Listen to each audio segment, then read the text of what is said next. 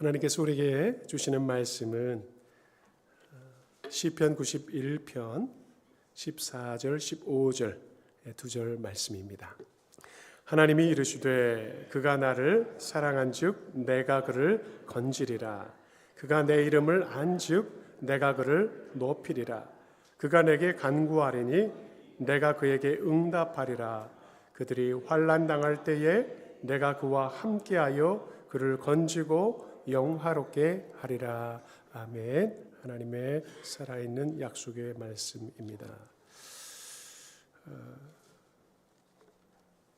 기도는 믿음의 척도이다. 우리가 기도를 안 한다고 구원이 취소되는 것은 아니다. 그러나 그리스도인의 삶 가운데 기도가 없으면 하나님의 은혜에서 멀어진다.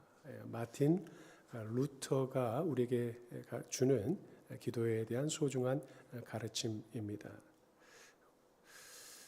기도를 안 한다고 해서 구원이 취소되는 것 아닙니다. 구원과 그렇게 밀접하게 관련이 있는 것은 아니고요. 그렇지만 정말 중요한 것을 우리가 상실하게 된다라고 얘기합니다. 하나님의 은혜에서 점점 멀어지게 된다. 저는 여러분들이 하나님의 은혜의 언저리에 늘 거하게 되기를 원합니다. 그런데 언저리에 우리가 머물러서야 되겠습니까? 늘 그 은혜의 중심부에 계시기를 원합니다. 네, 바로 마틴 루터가 얘기한 것입니다. 우리가 믿음의 척도라는 것은 하나님과의 거리로 잴 수 있겠다. 하나님 안에 있느냐 밖에 있느냐로 우리가 그것을 척도를 알아볼 수 있겠다. 안에 있던 사람이 밖으로 나가고 가까웠던 사람이 점점 멀어진다고 한다면 그 믿음의 척도라는 것을 우리가 재볼 수 있다는 거죠. 그래서 은혜 중심부에 있는 사람, 그런 사람에 대해서 시편 91편 기자는 이렇게 부르고 있습니다. 지존자의 은밀한 곳에 거주하며 전능자의 그늘 아래 거하는 자여. 그렇습니다. 지존자가 계시는 그곳은 우리가 알 수 없죠. 그러니까 secret place죠. 그렇습니다. miracle place입니다. 그래서 우리는 알지 못합니다. 이 지존자라고 하는 것은 하나님의 이름입니다. 엘리온, the most high, 가장 높은 분이라는 뜻이죠. 그 높은 분이 계시는 그곳을 우리가 어떻게 알 수 있겠습니까? 그래서 은밀한 곳, 비밀한 곳 이렇게 이제 쓰고 있는 것입니다. 그리고 전능자, Almighty God, 샤다이 이렇게 우리가 부르는데 그 샤다이 하나님의 그늘 아래 있다. 그런데 영어에서는요, 우리 성경에서는 그늘이니까 밑에 언더 이렇게 이제 우리는 번역을 했지만 영어 성경은 두 개 다 in을 쓰고 있습니다. 그늘 안에. 그러니까 그늘이 지어진 곳은 한정되어 있단 말이죠. 그렇죠? 그 바로 밑에 그늘이 이제 형성된단 말이에요. 그러니까 그늘 밖에 있는 것이 아니라 그 그늘 안에 거하는 자가 은혜를 누리는 것이다. 이렇게 이제 쓰고 있는 것입니다. 얼마나 멋진 표현입니까? 하나님이 거하시는 바로 그곳에 있고 살아가는 자여 이렇게 이제 부르고 있습니다. 우리는 바로 그런 존재들이에요. 지존자요 전능자께서 그런 자들에게 주시는 은총에 대해서 시편 91편은 한 4가지로 지금 우리에게 약속도 주면서 이제 나열하고 또 이 시편 기자가 그것을 이제 찬송한 것이죠. 3절을 보게 되면 전염병에서 건지신다 이렇게 쓰고 있습니다. 그 지존자의 은밀한 곳에 거하고 그 그늘 아래 머무는 자는 하나님께서 전염병, 이 시대만큼 전염병이 많을까요? 그런데 그 당시에도 전염병이 꽤 있었나 봐요. 그래서 그 전염병들에서 건져주신다. 5절에서는 밤의 공포와 전쟁의 공포로부터 지켜주신다. 참 이상해요. 아픈 것도 밤이 되면 그렇게 아파요. 그렇죠? 낮에는 멀쩡하다가 밤이 되면 그렇게 쑤시고 그다음 기침도 밤이 되면 막 오고 그다음에 공포들도 밤이 되면 이제 밀려온단 말이죠. 참 이상한 거예요. 그런데 맞습니다. 그 밤의 공포로부터 하나님이 지켜주신다. 누구를? 지존자의 은밀한 곳에 거하고 그 전능자의 그늘 아래에 있는 자는 밤의 공포로부터 지켜주신다. 그리고 전쟁의 공포, 이건 말할 수도 없죠. 정말 포탄이 막 터지는 그곳에 있다. 이거 살 수가 없는 공포입니다. 그 공포들로부터 주님이 지켜주신다. 7절에서는 1000명, 10,000명이 내 좌우에서 쓰러지는 그 대재앙 가운데서도 하나님이 지켜주신다.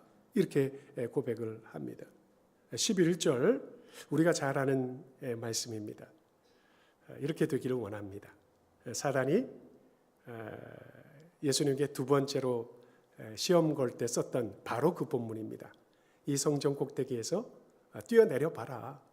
그러면 그 구약의 말씀대로 천사의 손이 너의 발이 땅에 부딪히지 않도록 지켜줄 것이다 라고 한 바로 그 말씀입니다. 이게 이 시편에 있어요. 그들이 그들의 손으로 너를 붙들어 발이 돌에 부딪히지 아니하게 하리로다. 무슨 말입니까? 천사들을 통해서 모든 환난 가운데서 우리가 가는 그 길들 속에서 얼마나 많은 위험들이 우리 인생 가운데 도사리고 있습니까? 여러분 한국 요즘에 이제 편한 마음으로 가지 마세요. 무슨 일이 벌어질지 몰라요. 비행기에서 무슨 일이 벌어질지, 비행기에서 내릴 때 무슨 일이 벌어질지, 한국에서 우리가 어떤 일을 만날지 이제 모르는 시대를 살고 있어요. 정말 기도 많이 하고 가야 돼요. 돌아오는 것, 이제 여행에서 돌아오는 것이 여행의 목적인데 못 돌아올지도 몰라요. 여러분 한순간 한순간 정말 하나님께서 천사를 보내셔서 우리의 발을 보호해 주신다. 우리의 발을 붙들어 주신다. 이거 얼마나 큰 축복인지 모릅니다. 얼마나 큰 은혜인지 몰라요. 하나님의 뜻이 이 시편을 통해서 우리에게 분명히 보여주고 있습니다. 이런 은혜와 은총에 합당한 그 믿음의 척도가 중요하다는 것입니다. 다시 말하거니와 우리가 그 안에 안에 머무르고 있어야 되고 언더 그 밑에 우리가 있을 때 하나님의 이와 같은 은혜를 주십니다. 그렇다고 해서 모두가 우리가 죽지 않느냐, 다치지 않느냐, 병들지 않느냐 아닙니다. 그렇지만 궁극적으로 그 자리에 누가 함께 하십니까? 하나님이 함께 하십니다. 그리고 붙들어 주십니다. 우리의 영혼을 가장 연약한 우리의 영혼을 그 순간에 붙들어 주십니다. 그러므로 이 모든 말씀은 참입니다. 진리입니다. 이것이 없는 사람들이 큰 두려움에 사로잡힐 수밖에 없습니다. 앞으로 보십시오. 정신적인 심리적인 질환들은 더 늘어갈 겁니다. 육체적인 질병은 약들이 개발돼 가지고 이제 암도 정복 못할 것이 없답니다. 그것이 문제가 아니에요. 감기가 문제가 아니에요. 암이 문제가 아니에요. 육체적인 질병, 뼈도 부스러지고 발꿈치도 부스러져도 그거 다 붙여버리잖아요. 요즘에 기술이 얼마나 좋습니까? 그런데 마음은 더 불안해요. 이 모든 것들로부터 지켜주시는 그 은혜는 믿음의 척도 가운데서 하나님께서 우리에게 주시는 선물인 줄 믿습니다. 바로 그거예요. 바로 그거예요. 그 부분에 있어서 믿는 자와 믿지 않는 자가 차이가 나는 것이고 그 바로 아래 머물러서 그 안에 거하는 자와 그 밖에서 점점 멀어지는 자가 차이가 있는 것입니다. 자, 그러면 믿음의 척도를 우리가 세 가지로 오늘 말씀을 통해서 한번 짐작을 해봅니다. 첫 번째는 어떤 사람이 믿음의 척도가 정말 갖추어져 있느냐? 바로 사랑입니다. 사랑이에요. 하나님을 얼마나 사랑하느냐? 사랑하는 자가 믿음의 척도를 갖추고 형성하고 있는 것입니다. 뭐 얼마나 대단한 사랑을 우리가 하겠어요. 뭐 드라마 보면 정말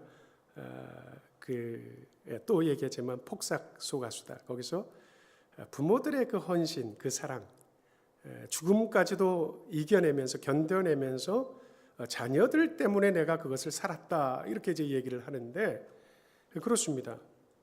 부모의 사랑은 자기가 죽을 만큼 힘든데도 불구하고 누구 때문에 삽니까? 자녀 때문에 삽니다.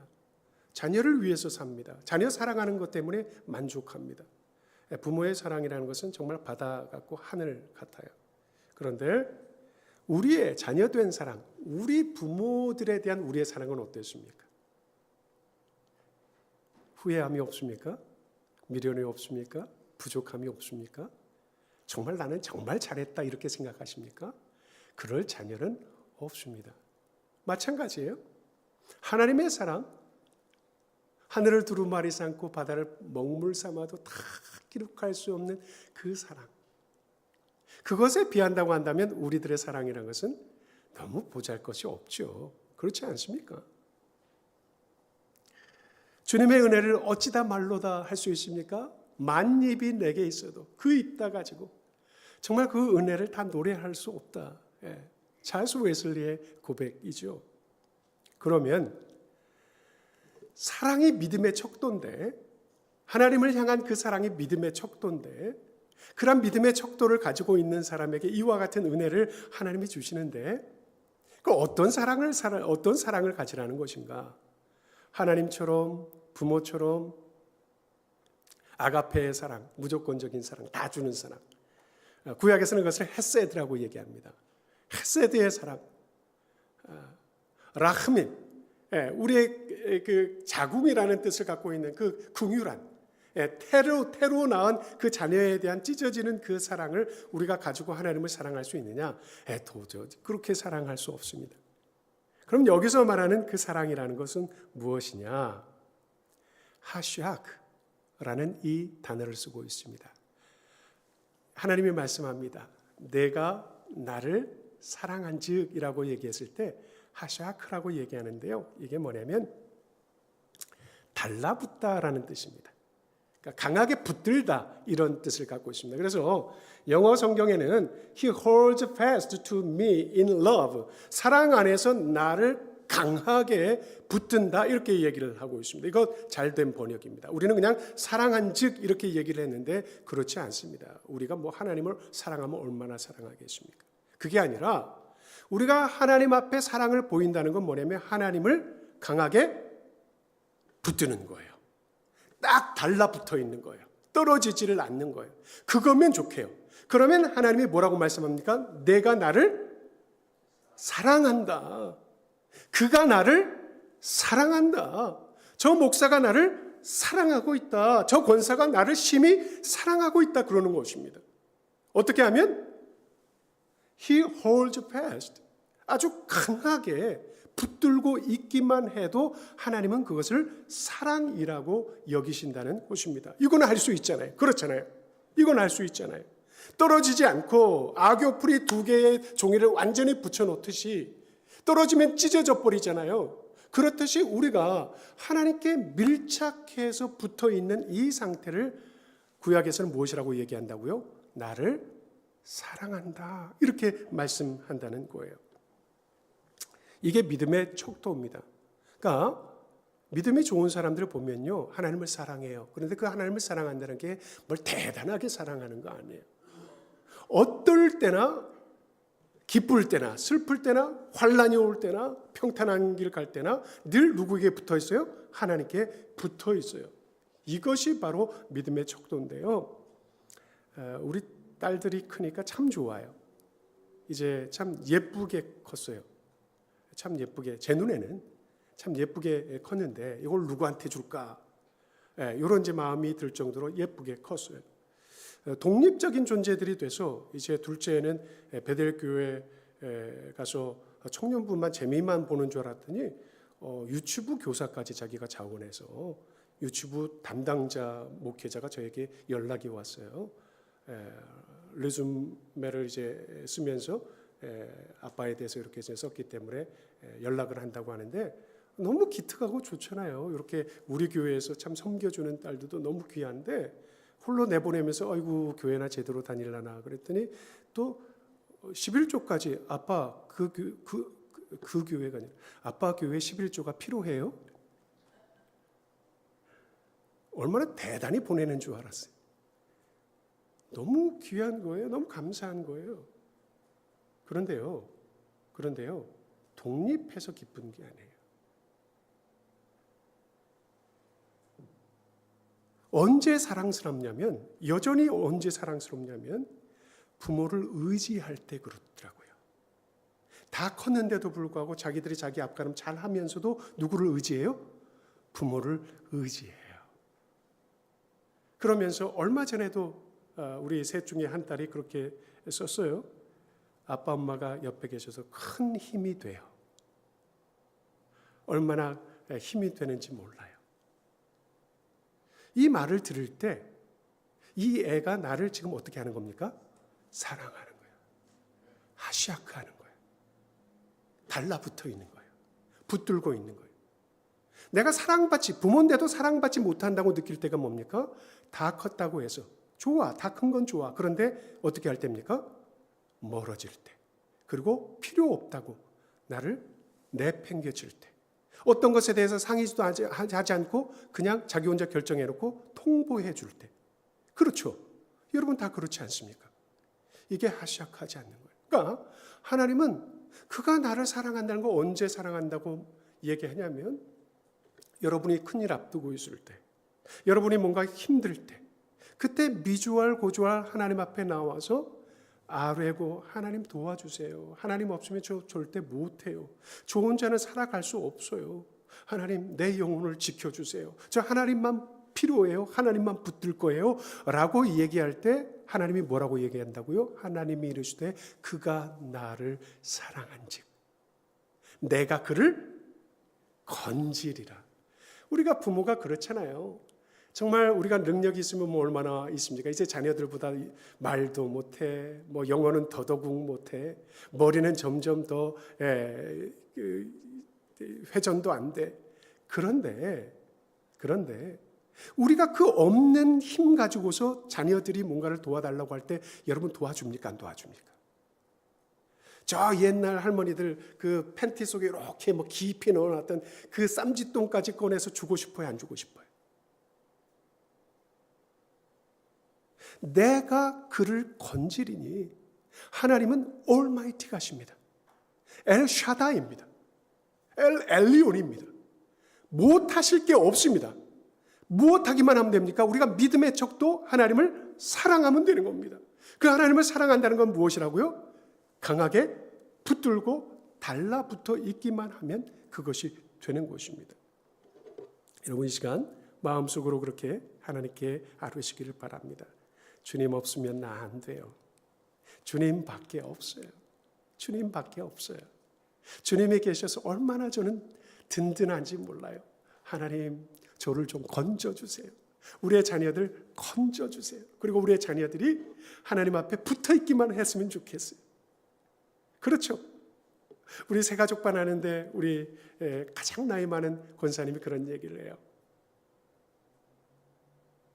첫 번째 내 머릿속에 있는 브레인 맵을 그리게 했는데 가장 중심부에 뭐가 있냐면 우리의 자녀들이 신앙 지켰으면 좋겠어요. 우리의 자녀들이 교회 다녔으면 좋겠어요. 잘 다녔던 그 자녀들이 어느 순간 교회를 떠나요. 예배를 드리지를 않아요. 가장 간절한 기도, 이제 머지않아 주님 앞에 곧 설날이 있는데 지금 자녀들을 향해서도 우리가 바라는 것은 무엇입니까? 하시아크입니다. 그들이 누구를 의지해요? 하나님을 의지해요. 누구를 붙들어요? 하나님을 붙들어요. 이것이 바로 하나님을 사랑한다는 증거입니다. 두 번째 촉도는 오늘 성경에서 무엇이라고 말씀합니까? 하나님을 아는 것이다. 이렇게 말합니다. 그가 내 이름을 안즉 내가 그를 높이리라. 얼마나 귀한 축복이에요. 그러니까 이 믿음의 척도를 하나님 앞에 보이는 사람은 이와 같은 축복을 받는 거예요. 네. 자, 그를 높여 주신다는 이 약속은 뭐냐면 높은 자리에 두시겠다라는 그런 뜻인데요. 성경에 머리가 되고 꼬리가 되지 않고 상석에 앉고 말석에 앉지 않도록 해 주시겠다는 바로 그 뜻입니다. 여러분은 여러분이 앉아본 자리 중에서 최고로 높은 자리는 어떤 자리였습니까? 여러분이 지금까지 이제 생각할 때 참 내가 제일 높은 자리에 앉아봤던 것. 저는요, 상병이었나 1등병이었나 모르겠어요. 그런데 참모총장, 공군 참모총장, 나중에 국방부 장관까지 된 이양호 장로님 바로 왼편에 앉았습니다. 헤드 테이블, 공군 별이란 별들은 다 있는 그곳에서 오른편은 목사님이 앉고 군종감이 앉고 왼편은 제가 앉아봤습니다. 굉장히 높은 자리죠. 또 높은 자리 얘기하면 김삼환 목사님 그 피로연에서 몽골에 오셨을 때 피로연에서 바로 그 옆에 제가 앉았습니다. 그리고 목사님이 제 무릎을 이렇게 쓰다듬어 주면서 야, 참 귀하다고. 왜? 그 대형 집회를 할 때 100명이 넘는 합창단을 제가 어린이 합창단까지 다 포함해서 지휘를 했기 때문에 바로 그 옆에 이제 앉히더라고요.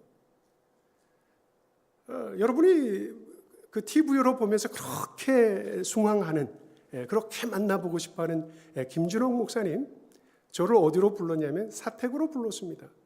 부목사들이 사택 그렇게 찾아가는 부목사 거의 없죠.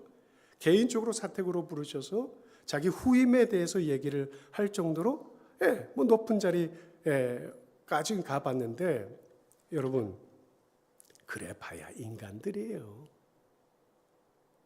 그래봐야 인간들이에요. 좋아하는 사람도 있지만 그들을 욕하는 사람들도 있어요. 그렇잖아요. 그래도 다들 부러워하더라고요. 그 현장에 있는 선교사들, 우리 저랑 같이 있었던 부목사들 되게 부러워하더라고요. 그리고 나도 지금 자랑을 하고 있지 않습니까?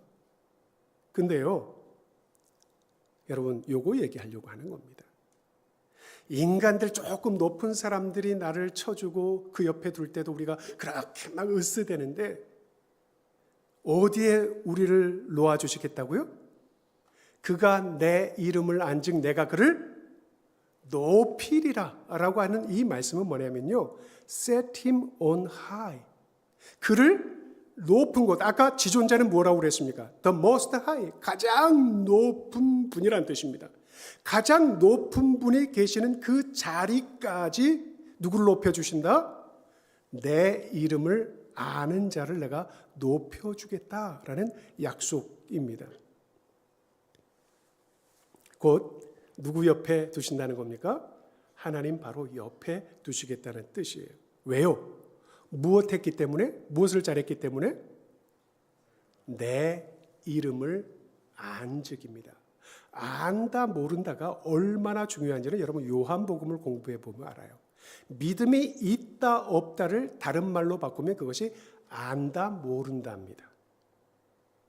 깊이 안다, 그냥 수박 겉핥기로 안다, 이렇게 차이가 있는 것입니다. 자, 여기서 그가 내 이름을 안다라고 했을 때 이 안다라는 것은 야다라는 이 동사를 쓰고 있는데요. 야다라는 건데 깊이 안다는 뜻입니다. 그냥 설 안다는 뜻이 아니에요. 깊이 안다는 뜻이에요. 그리고 개인적으로 안다는 뜻입니다. 여러분은 김삼환 목사님 좋아하든 안 좋아하든, 그 다음에 진홍 목사님 좋아하든 안 좋아하든 개인적으로 아는 건 아니죠. 그 목사님이 여러분을 알아요? 모르죠. 개인적으로 아는 게 아닙니다. 여러분이 그분의 성품이 어떠한지, 그분의 숨겨진 비밀이 어떠한지, 그분이 무엇에 대해서 생각하는지 모르죠. 그것은 아는 것이 아니라는 겁니다. 야다라는 것은 깊이 안다라는 뜻인데, 이것이 바로 하나님께서 우리에게 보시는 믿음의 척도입니다. 아는 사람, 모르는 사람, 얕게 아는 사람, 깊이 아는 사람, 정말 많은 것을 아는 사람, 조금밖에 모르는 사람, 이런 차이들이 납니다. 여러분에게 다시 한번 묻습니다. 여러분이 최고로 치는 분과, 여러분이 다 최고로 치는 분들이 있어요. 여러분이 최고로 치는 분과 얼마나 가깝습니까? 여러분이 아는, 존경하는 분들 중에서 최고로 치는 분이 있을 텐데, 닮고 싶은 분이 있을 텐데, 여러분이 그분들을 얼마나 가까이에서 만나고 아느냐 이 말이에요. 그러면 이렇게 또 질문을 바꿔볼게요. 이제 신앙 안에서 주님은 얼마나 아십니까? 예수님의 제자들도요, 다 아는 것 아니었어요. 아는 정도도요, 제자들에 따라서 다 달랐어요. 그가 내 이름을 안다는 건, 여러분, 이름을 안다는 것은 그의 능력을 안다는 뜻이고 그의 성품을 안다는 뜻이고 그가 하는 일들을 안다는 뜻이에요. 그 사람에 대해서 모르면요, 손병훈이라고 했을 때 이제는 여러분이 저를 이름을 안다는 뜻은 아니잖아요. 그가 어떤 설교를 하고 어떤 목회를 하고 어떤 생각을 갖고 있는지 그것을 안다는 뜻이 되는 거죠. 김영규 장로님 했을 때도 마찬가지예요. 이름을 안다는 뜻이 아닙니다. 그분에 대해서 안다는 뜻이에요. 다만 얼마나 아느냐, 깊이 아느냐, 개인적으로 아느냐, 체험적으로 아느냐, 이것이 굉장히 중요한 말씀입니다. 자, 이 찬송을 한번 소개를 해볼게요. 주 예수를 깊이 아는 놀라운 그 은혜, 하늘나라 즐거움이 매일 새롭도다. 하늘나라 즐거움이 왜 매일 새로워요? 이유는 무엇입니까? 주 예수를 깊이 아는 데서 그게 오는 거예요. 여러분, 왜 하늘의 그 즐거움이 매일 없습니까? 왜 여러분에게서 가끔가다 그것이 느껴집니까? 이유는 바로 이것입니다. 주 예수를 깊이 아는 그 은혜에 있어서, 그 척도에 있어서 문제가 있다는 뜻이에요. 그러니까 우리도 이것을 고백했던 이 찬송 작가의 고백처럼 정말 그 은혜가 날마다 매 순간마다 새롭기 위해서는 누구를 알아야 돼요? 주 예수를 깊이 알아야 돼요. 사람을 한 번 안다고 압니까? 에이, 10년 산다고 압니까? 20년 살면 또 새로워져요. 30년 살면 또 새로워져요. 그렇잖아요. 점점 더 깊이 알아가야 되는데 바로 이 넵 여사가 그렇습니다.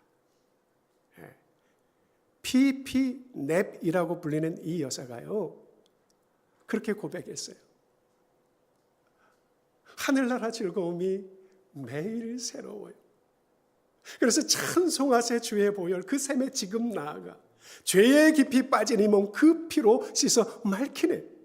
그 놀라운 보혈의 능력을 알았어요, 몰랐어요? 느꼈어요? 못 느꼈어요? 맛보았어요? 몰라요. 바로 이 점에 있는 것입니다. 주 예수를 깊이 아는 그 놀라운 은혜 때문에 내가 날마다 새롭게 그것을 경험하고 있다, 이렇게 고백을 했는데요. 여러분이 이것이 별로 와 닿지는 않아요. 왜냐하면 이 넵 여사에 대해서 모르기 때문에. 여러분, 찬송을 부르는데요, 찬양 매주마다 바뀌는데 여러분이 아는 찬양 부르면 되게 더 와닿죠. 그 다음에 그 찬양에 대해서 백그라운드를 알면요, 히스토리를 알면 더 깊이 은혜를 받게 됩니다. 자, 제가 그래서 이 넵 여사를 소개를 해드릴게요. 이 넵 여사는 어머니를 잘 만났어요. 아버지도 닥터였거든요. 뉴욕에서 태어났어요. 한 1830년대에 뉴욕에서 태어났는데 아직 아니에요? 네. 어머니를 이제 잘 만났는데 아버지 닥터였고 어머니도 참 믿음이 좋은 분이었어요. 그래서 이 두 부부가요, 뉴욕에 있는 그 감리교 신자들이었는데 무려 생전에 몇 명을 전도해 온 줄 아세요? 4만 명입니다. 몇 명이요? 4만 명이요. 이 집이요, 기도와 찬송이 끊이지를 않았대요. 되게 부요했거든요. 기도와 찬송이 계속 들려지는 그러한 가정이었대요. 그러면서 이 이름 보세요. P의 이 P가 뭔지 아세요? PB, PH, PB. 여러분, PB라는 이 영어 이름 흔하지 않죠? 그런데 이게 로마서에 나와 있습니다. 16장에 나와 있어요. 베베입니다. 겐그레아의 여성 지도자였던 집사였던 이 베베가 영어로 비비입니다. 그 부모가 그 베베와 같은 여 지도자로 살라고 이름을 그렇게 붙여준 거예요. 그러면서 이 어머니의 특별한 재능이 뭐였냐면 찬송가를 그렇게 많이 썼어요. 찬송가를 자기는 쓰고 이 아이는요 어렸을 때부터 노래를 그렇게 잘했어요. 그리고 건반을 잘 다루었어요. 그래가지고 오르간을 연주하게 되는데 전문가는 아니에요. 그런데 둘이서 딱 협업을 하는 거예요. 엄마는 찬송시를 쓰고 그때마다 이 네비 여사는 어렸을 때부터 그 곡을 붙인 거예요. 얼마나 좋아요. 그죠? 그러니까 이분이 지은 찬양들은요 정말 가슴을 울리는 그러한 곡들인데요. 이분이 무려 몇 곡을 작곡을 했냐면 500곡입니다. 여러분, 우리가 500곡을 아는 것도 어려운데 500곡을 불러보는 것도 어려운데 몇 곡을 작곡했다고요? 찬송가를 500곡을 작곡했대요. 네, 하나님이 그 은혜 속에서 자라니까요. 이제 더 큰 은혜를 주십니다. 매일매일 새롭다고 그랬잖아요. 그 남편을 잘 만나요. 그 남편이 메트로폴리탄 생명보험 창설자예요. 그러니까 무엇이 많아요? 돈이 많아요. 그런데 돈이 많은 게 좋은 게 아니라 이 사람의 믿음이 얼마나 좋은지 뉴욕에서 가장 큰 감리교 주일학교 썬데이 스쿨의 감독이었습니다. 그러니까 평신도인데도 감독이었어요. 디렉터였어요. 그래서 이것이 그 썬데이 스쿨의 모델이 됩니다. 계속해서 부흥이 일어나요. 누구 때문에? 그 남편 때문에. 그래서 이름이 조셉입니다. 조셉 넵이라는 사람인데 굉장히 부유했어요. 그래서 볼까요? 1800년대에 이런 맨션에서 살았습니다. 남편 잘 만나야 되겠죠, 그죠? 예. 근데요, 놀라운 건 뭐냐면 그 남편이 아내 넵 여사를 위해서 음악실을 만들어줘요. 바로 그 집 안에 지금까지 남아 있습니다. 그리고 개인이 소장하는 파이프 오르간 중에 제일 큰 그것을 어디다 넣어줘요? 음악실에다 넣어줘요. 자, 원래도 음악적인 재능이 있었지만 이제는 완전히 어떤 연주자가 됩니까? 오르간 연주자가 되어서 그 평생을 하나님 앞에 드릴 수 있도록 그 기틀을 다져준 사람이 누굽니까? 네, 남편이었던 거예요. 참 감사하죠. 자, 그런데 그 남편이 먼저 죽어요. 먼저 죽어요. 슬픔에 빠졌느냐? 그렇지 않아요. 이 큰 집에서 옮겨가는데 남편이 가지고 있었던 그 호텔에 있는 그 집을 아내에게 줬는데 거기로 옮겨가지고요. 그 공간을 무엇하는 공간으로 만드냐면 하나님을 찬양하고 기도하는 집회실로 만들었어요. 그래서 끊임없이 신앙이 좋은 사람들이 거기에 들락날락하게 되는데 그 중에 바로 이분이 들어있었습니다. 여러분이 찬송의 여왕이라고 부르는 찬양의 여왕이라고 부르는 누구예요? 크로스비. 패니 크로스비 여사가 거기에 들락날락하는 친구였습니다. 어느 날 이 넵 여사가 정말 기가 막힌 멜로디의 찬송을 작곡을 합니다. 너무너무 기뻐가지고요. 누구의 아파트, 정말 초라한 아파트로 달려가냐면 바로 이 크로스비 여사의 그 아파트로 달려가요. 그리고선 거기에는 작은 피아노가 있었는데요. 그 피아노로 3번을 연주합니다. 동일하게 3번을 연주합니다. 그러면서 이 크로스비 여사에게 이 곡에 맞는 그 찬송시가 없을까요? 라고 물었어요. 그때까지 그것이 없었습니다. 이미 8,000곡을 썼으니까 얼마나 많은 게 있었겠어요?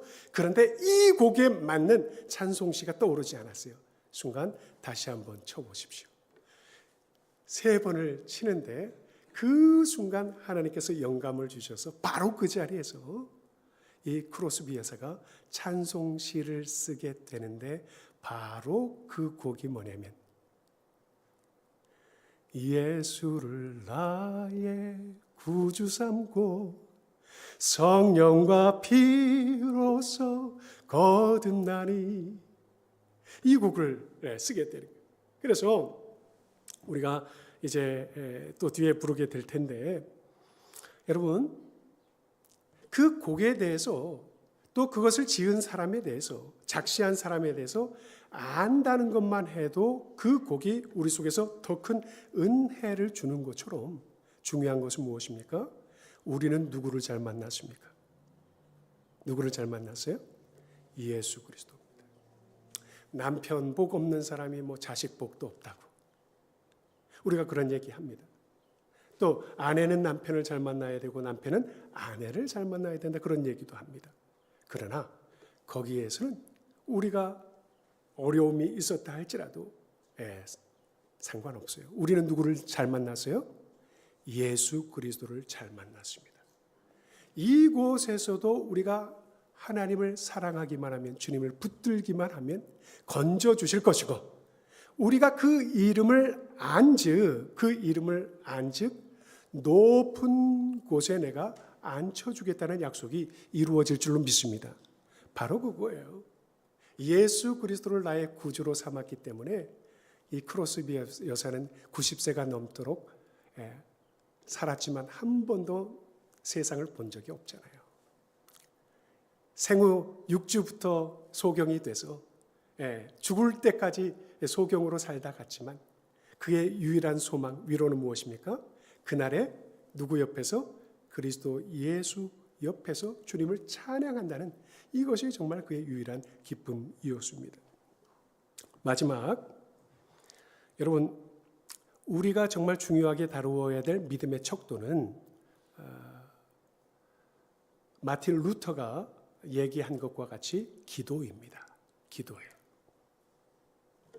오늘 91편 시편 기자도 이렇게 얘기합니다. 하나님이 이르시되 그가 나를 사랑한즉 내가 그를 건지리라. 그가 내 이름을 안즉 내가 그를 높이리라. 그가 내게 간구하리니 내가 그에게 응답하리라. 이렇게 말씀합니다. 여러분, 기도는 누가 하는 것이냐? 믿음이 있는 사람이 하는 겁니다. 믿음 없는 사람은 기도하겠습니까? 못하겠습니까? 안 합니다. 또 믿음이 약해도 못하는 것이 바로 기도입니다. 그래서 마틴 루터는 기도가 믿음의 척도다, 이렇게 말씀한 거예요. 오늘 성경에서 그가 내게 간구하리니 라고 하는 이 단어는요, 콰라라는 단어를 쓰고 있습니다. 자, 콰라. 하나님께 간구한다는 건 뭐냐면, 콰라, 부르짖는 것입니다. 외치는 것입니다. 그리고 선포하는 것입니다. 자, 생각해 보세요. 믿음이 없는 사람이 어떤 사람들 앞에서 기도할 수 있겠어요? 그래서 믿음의 척도라고 얘기를 하는 거예요. 예수 그리스도에 대해서 우리가 그토록 좋다고 얘기하는데, 가장 잘 만난 분이 예수님이라고 얘기하는데, 믿음이 약한 사람이 그 예수 그리스도에 대해서 선포할 수 있겠어요? 하다못해 옆에 사는 옆집 아주머니에게, 내 직장 동료에게 예수 그리스도를 여러분이 선포하냐고요. 이것이 바로 콰라입니다. 그 다음에 우리가 큰 소리로 주님 앞에 기도하는 것도 마찬가지예요. 다급해서 그렇게 기도하는 거예요. 다급한 사람은 널렸어요. 많아요. 그런데도 불구하고 성경을 보게 되면 다급할 때도 주님 앞에 간절히 부르짖었던 사람이 있어요. 남이 말리는데도 불구하고 그가 간절히 주님을 부르짖은 사람이 있단 말이에요. 누굽니까? 여리고성을 빠져나가려고 했을 때 그 두 소경이 뭐라고 얘기합니까? 다윗의 자손 예수여 우리를 불쌍히 여기소서. 이게 바로 콰라입니다. To cry out, to call out. 주님을 큰 소리로 부르면서 이 기회가 아니면 나는 더 이상 구원을 얻을 수 있는, 나음을 얻을 수 있는 기회가 없습니다. 그러면서 콰라 했던 거예요. 재밌죠? 콰라, 구하라, 콰라. 너는 내게 부르짖으라. 내가 내게 응답하리니 내가 알지 못하는 크고 비밀한 일을 내게 보이리라 하신 약속의 말씀이 어디 나와 있습니까? 예레미야 33장 3절에 나와 있죠. 바로 거기서 쓰고 있는 부르짖으라라는 단어가 바로 콰라입니다. 콰라. 복음서에는 이 부르짖었던 사람들의 이야기로 가득 차 있는 겁니다. 그리고 그들이 부르짖을 때, 콰라할 때 응답해 주신 바로 그 이야기가 성경입니다. 어떻게 됐습니까? 오늘 주신 약속대로 그가 내게 간구하리니 내가 그에게 응답하리라. 그들이 환난 당할 때에 내가 그와 함께하여, 무엇 당할 때에? 환난 당할 때에 그와 함께하여 그를 건지고 영화롭게 하리라. 여러분, 우리는 그래서 똑같이 고난 당해요. 똑같이 아파요. 나이 든다고 해서 믿음 있는 사람이 안 아픈 거 아니에요.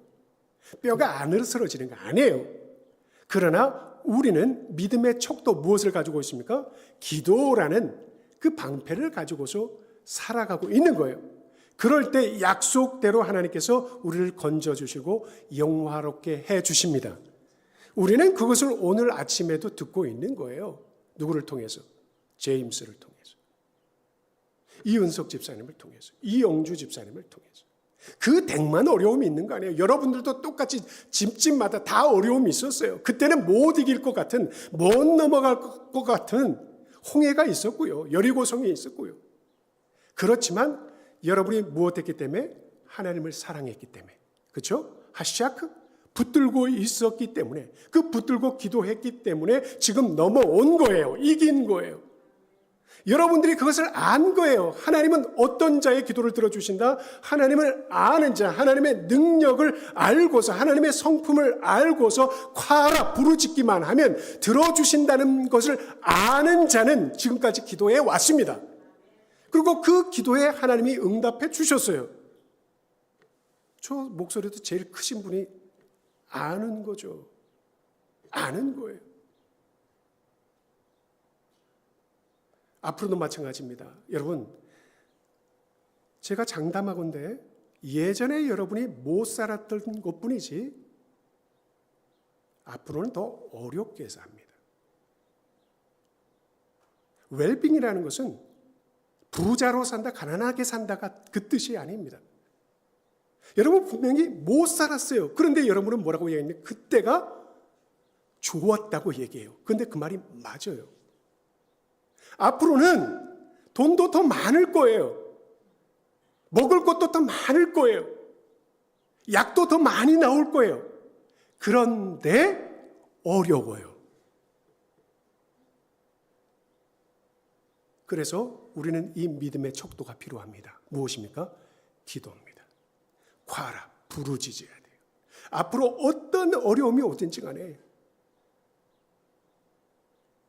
궁극적으로 여러분이 죽음 앞에 선다 할지라도 그 공포가 내게 밀려오는 그 순간에도 그때는요 아무도 없어요. 정말 누구를 보내주셔야 됩니까? 천사를 보내주셔야 돼요. 하늘 문을 열고 누가 우리를 응원해 주셔야 됩니까? 예수 그리스도께서 그 자리에서 일어나셔서 나에게로 나오라고 보여주셔야만 돼요. 하늘의 영광을 보여주셔야만 돼요. 그것을 본 자는 두려움에 사로잡히지 않습니다. 여러분, 앞으로의 시대는 믿음의 척도가 관건이에요. 믿음의 척도가 관건이에요. 여러분이 돈을 얼마나 많이 갖고 있느냐, 이것은 아무것도 아닙니다. 이제 사랑하는 성도 여러분, 앞으로의 우리의 삶이라는 것이 얼마나 남았는지 우리는 알지 못하지만 이 세 가지 믿음의 척도를 분명히 살피시기 바랍니다. 첫 번째 무엇 해야 돼요? 사랑해야 됩니다. 하샤크, 달라붙어 있어야 돼요. 어떤 때라도 달라붙어 있어야 돼요. 두 번째는 무엇입니까? 누구를 알아야 돼요? 하나님의 이름을 알아야 돼요. 그래서 여러분 말씀에 창념하는 거예요. 예, 말씀에 창념하는 거. 잘못 아니까 잘못 믿게 되는 거예요. 세 번째, 그 알을 가지고서 사랑을 가지고 무엇 해야 됩니까? 간절히 부르짖어야 됩니다. 간절히 기도해야 됩니다. 기도하는 사람만이 주님의 능력을 체험하게 될 줄 믿습니다. 마틴 루터가 했던 마지막 말 여러분과 나누고 마치도록 하겠습니다. 기도는 사단으로 인한 고통을 없애주는 해독제이다. 그리스도인은 쉼 없이 기도해야 한다. 아무리 오래 기도를 하더라도 하나님은 절대 우리 기도를 지겨워하지 않으신다. 요셉의 경우 종에서 풀려나게 해달라고 13년 동안 하나님께 기도했지만 형편이 나아지기는커녕 더 나빠졌다. 그 이유는 하나님께서 장차 애굽의 총리가 될 요셉을 강하게 훈련시키기 위해서였다. 이게 바로 아는 사람이 하는 기도입니다. 이것을 알기 때문에요. 요셉도 참고 끊임없이 기도했을 뿐만 아니라 이것을 알기 때문에 루터도 그 정말 지난한 그 고난을 다 이겨냈던 거예요. 이 말씀을, 이 가르침을 들으면서 우리 대한민국을 또 생각하지 않을 수 없었어요. 저는 여기도 아니고 저기도 아닙니다. 우도 아니고 좌도 아닙니다. 저는 하나님 앞에서 우리나라와 민족을 기도할 뿐입니다. 위에서 기도할 뿐입니다. 윤 대통령을 이제 파면했던 그 소식 듣고서 제가 많이 가슴이 아팠어요.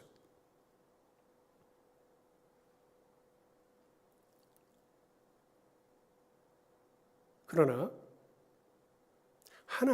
하나님 앞에서 소망을 본다고 한다면 그를 버리지 않을 것입니다.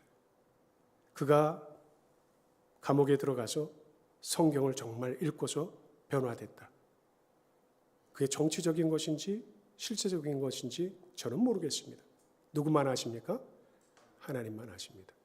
그런데요, 대통령 이것 별거 아닙니다. 해봐야 좋을 거 하나도 없습니다. 더더군다나 우리나라 대통령 중에 끝나고 박수 받는 대통령이 어디 있습니까? 그러나 그 한 사람 한 사람이 정말 중요하다고 볼 때, 그 사람이 정말 회심이 이루어졌다고 한다면 누구처럼? 요셉처럼 하나님이 바꾸어 주실 줄 믿습니다. 제일 저는 시작될 때부터 윤 대통령, 김건희 여사 가장 안타까웠던 건 뭐냐면 무속에 사로잡혀 있는 것이었어요. 이제 그것을 벗어날 수 있는 유일한 길을 주셨다고 저는 믿습니다. 하나님께서 그러한 역사를 그를 통해서 우리나라와 민족에 깊이 뿌리 박혀 있는 정치인치고 기업인치고 경제인치고 무속과 연결되지 않은 사람 거의 없다고 보시면 됩니다. 심지어는 교회 안에 있는 장로들까지도 국회의원들까지도 무속에 물들지 않을 사람 없습니다. 이번 이 신뢰를 통해서 우리 하나님께서는 우리 민족을 새롭게 변화시켜 주실 줄 믿습니다. 그렇게 돼야 돼요. 그렇게 돼야 돼요. 그래서 이제는 그 소망 가운데서 그를 축복하면서 기도할 거고요. 계속해서 축복하면서 기도할 거고요. 우리나라와 민족 정말 하나님의 뜻대로 이루어 가실 줄 믿습니다. 그래서 지난주에 합심해서 기도하자. 내 뜻 가지고 내 눈 가지고 기도하지 말고 무엇을 구하자? 하나님의 뜻을 구하자. 그러면 합심이 되는 거예요. 이 중에도 여러분 좌도 있고 우도 있고 극우도 있고 극좌도 있는지 모르겠습니다만 우리는 거기서 떠나야 됩니다. 우리는 누구 안에서? 지존자의 은밀한 곳에서 전능자의 그 그늘 아래 거하면서 우리의 남은 인생 기도의 삶 살기를 원합니다. 말씀대로 살아가면 주님 붙들고 있으면 하나님의 은혜를 베풀어 주실 줄 믿습니다. 기도하겠습니다.